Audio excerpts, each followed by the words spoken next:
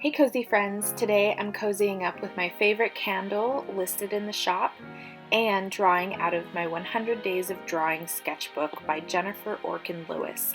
This book is beautifully written and is such a pleasure to work out of. So if you'd like to join me, let's get started. I've got all my pens ready and I am dating this on the top and just diving into just a simple wreath with a quote in the middle. First things first, I'm going to be drawing a circle to represent the shaping of my wreath and then adding in some random leaves. I like to do this every other on the inside and outside. I think it really brings in a lot of depth and texture to the wreath look, and then you can add in fun things in between each of the leaves as we progress throughout our drawing.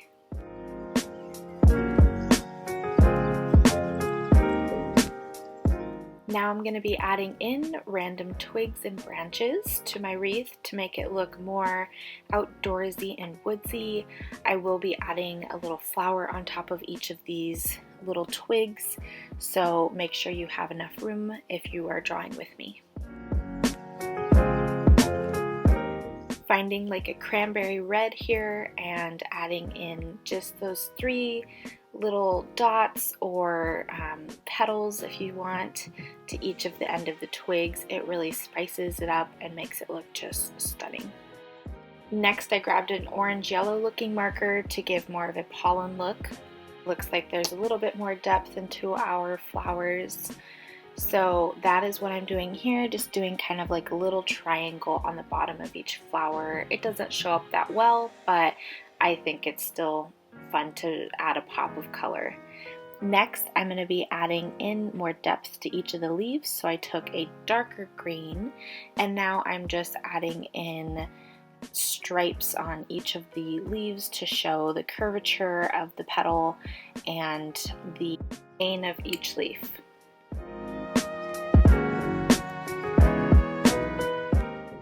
Here's a little bit closer look of the leaf veins that I drew in.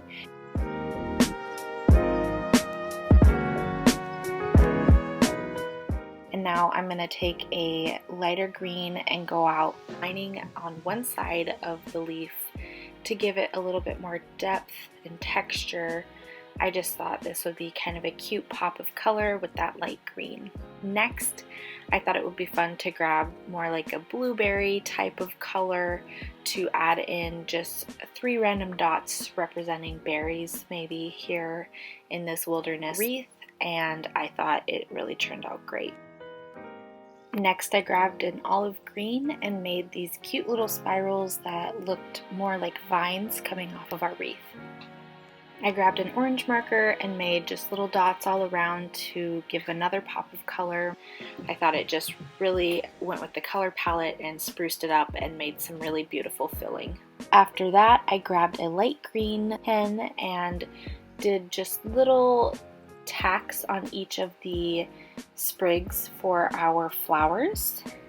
In the middle here, I thought of a quote to put in the middle, something simple and easy. I sketched this out first in pencil so I could make adjustments because the first time not everything is perfect, of course. And then I decided to outline my pencil in black marker and make it really just defined and pop.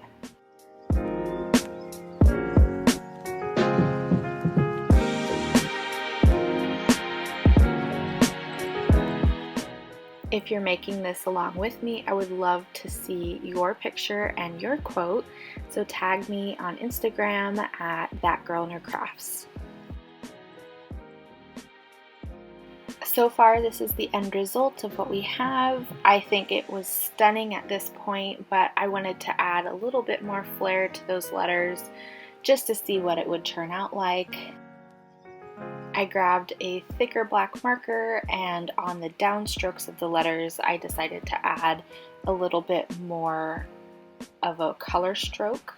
So this I definitely went back over with the thinner side of my marker to blend to make it look more calligraphy, because this is definitely a fake calligraphy hack and works really well with Crayola markers if you have them, but if not, doing this simple technique even with a thin or thick pen works just as well. Here is the end results. I thought it turned out darling. I really love the depth that this wreath has, and it was such a fun and quick afternoon project. Thanks for watching, and I hope that you were able to craft along with me. See you next time.